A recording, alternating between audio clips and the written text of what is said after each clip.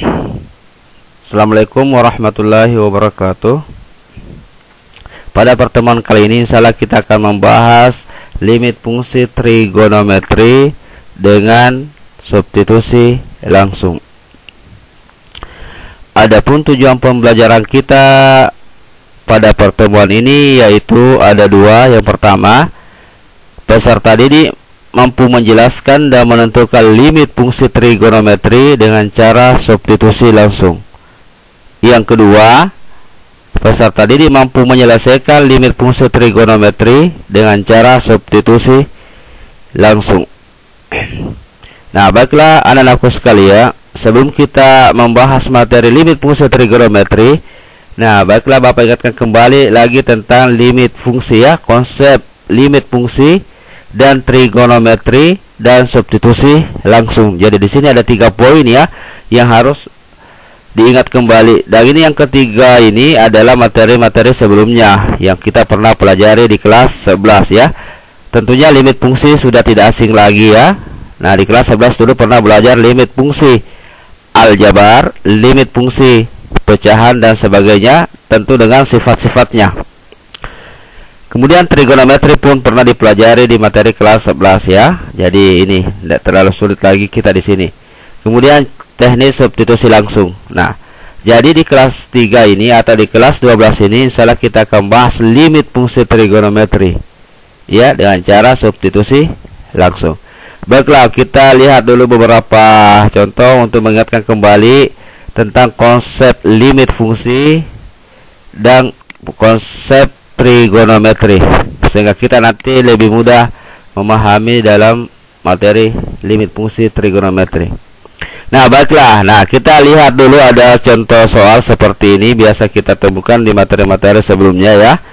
Limit x menuju 2x tambah 1. Nah, ini kita bisa lakukan teknik substitusi langsung, artinya mengganti variabel x dengan x menuju 2. Nah, hasilnya kurang lebih seperti ini. 2 kali 2 tambah 1. Nah, dari mana ini 2? Hasil substitusi x menuju 2. Nah, kita selesaikan. Hasilnya 4 tambah 1 sama dengan 5. Artinya limit x menuju 2, 2x tambah 1 itu sama dengan 5. Nah, ini salah satu kasus ya atau contoh soal tentang materi-materi kita sebelumnya. Ini hanya mengingatkan kembali. Mudah-mudahan ingatan anak-anak semua, anak-anakku semua sudah kembali lagi untuk materi ini nih. Kali ini dasar ya. Lanjut. Nah, misalkan ada lagi kasus seperti ini yang mungkin tidak asing lagi bagi anak-anakku sekalian, yaitu limit x menuju 2, yaitu ya 2x pangkat 2 kurang 8x tambah 8 per x kurang 2. Nah, kita coba-coba teknik substitusi langsung. Nah, hasilnya ya, ingat substitusi langsung itu mengganti semua variabel x dengan nilai x menuju 2 atau x sama dengan 2. Hasilnya seperti ini. 2 pangkat 2 itu artinya 2 kali 2 4. 4 kali 2 8. Nah, ini. Kemudian 8 kali 2 16 tambah 8 per 2 kurang 2 sama dengan 0 per 0. Nah, kita selesaikan ya. 8 dikurang 16 itu hasilnya negatif 8, ditambah 8 itu hasilnya 0. Kemudian 2 dikurang 2 itu hasilnya 0. Jadi kita dapatkan 0 per 0. Nah, bentuk 0 per 0 ini adalah bentuk yang tak terdefinisi. Nah, kasus seperti ini mungkin anakku semua pernah dapati di materi sebelumnya. Nah, gimana cara menyelesaikannya? Tentunya yang masih mengingat ya bisa melakukan trik apa? Memfaktorkan pembilangnya ya atau penyebutnya. Nah, untuk soal ini kita faktorkan pembilangnya. Nah, kita coba faktorkan. Nah, materi memfaktorkan ini ya, ini materi kelas 10 ya atau kelas 11 ini sudah dipelajari. Bahkan sejak SMP sudah diperkenalkan bagaimana trik memfaktorkan fungsi kuadrat. Oke, baik, kita lanjut ya. Limit x menuju 2. Nah, faktornya ini adalah x dikurang 2 kali 2x kurang 4 per x kurang 2. Nah, inilah faktor dari 2x pangkat 2 kurang 8x tambah 8. Apa ini betul faktornya? Kita uji, ya, bisa kita uji. X kali 2x yaitu 2x pangkat 2. Oke, betul. Yang selanjutnya, minus 2 kali minus 4 positif 8. Oke, cocok ya. Sekarang yang ini kita uji. X dikali min 4 itu min 4x. Min 2 kali 2x itu juga min 4x. Jadi min 4x tambah min 4x sama dengan minus 8x. Oke, cocok ya.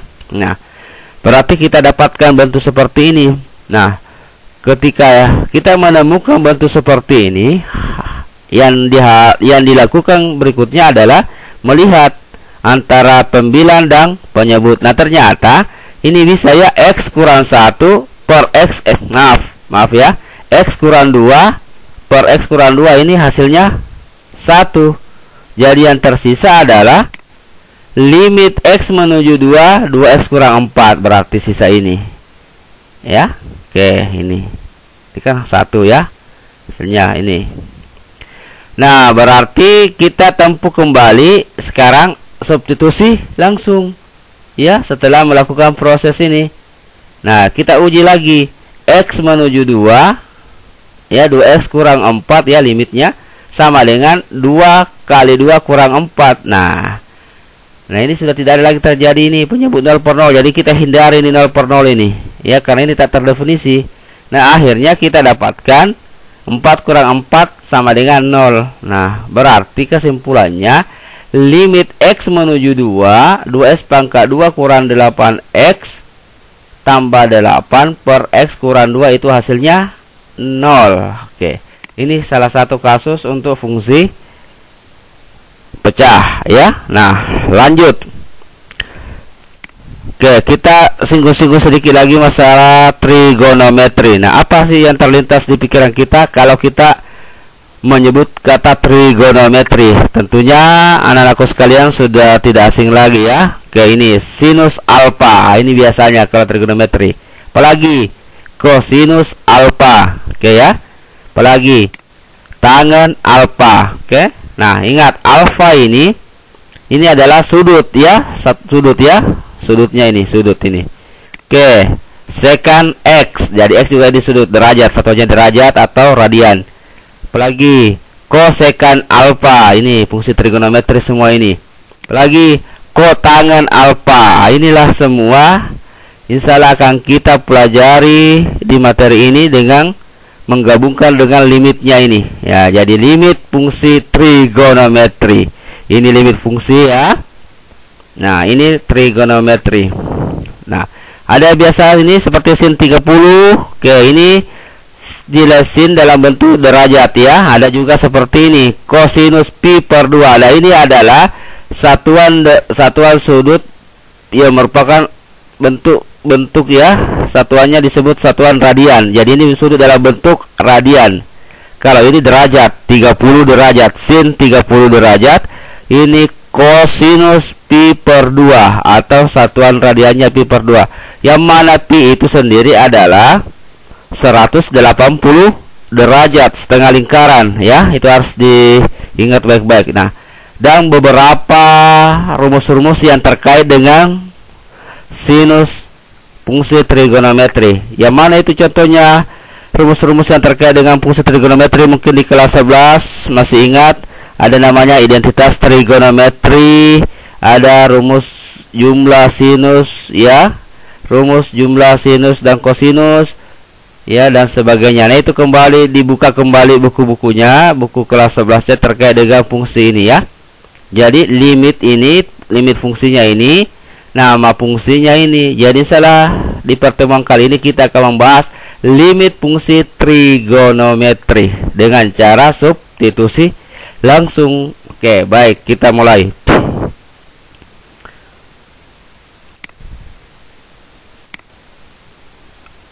Oke, ada contoh satu ya. Saya buatkan sebuah contoh ini.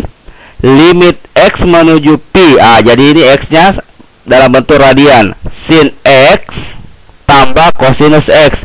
Nah, kita gunakan substitusi langsung. Ya, ingat Ingat Pi itu adalah 180 derajat. Nah, ingat juga di fungsi trigonometri ada yang dikenal dengan nilai sudut istimewa. Ya, sudut istimewa. Oke, kita substitusi Pi-nya. Ya, oke, kita lihat penyelesaiannya. Oke ya. Nah, seperti ini. Limit X menuju Pi, sin X tambah cos X. Nah, karena X menuju Pi, jadi kita substitusi atau kita ganti. Jadi dapatnya sin Pi tambah cosinus Pi. Nah, sinus Pi, nah ini harus diingat kembali nilai sinus ya, sudut istimewa ini, cosinus Pi. Nah, sinus Pi itu sama dengan 0. Cosinus Pi itu sama dengan negatif 1.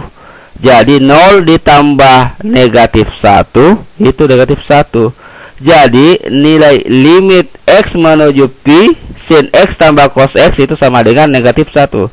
Nah, muncul pertanyaan, dari mana itu pas sin Pi 0 derajat dan cos Pi min 1? Nah, itu pelajaran kelas 11. Nah, kita lihat, saya ingatkan kembali cara menentukan ini.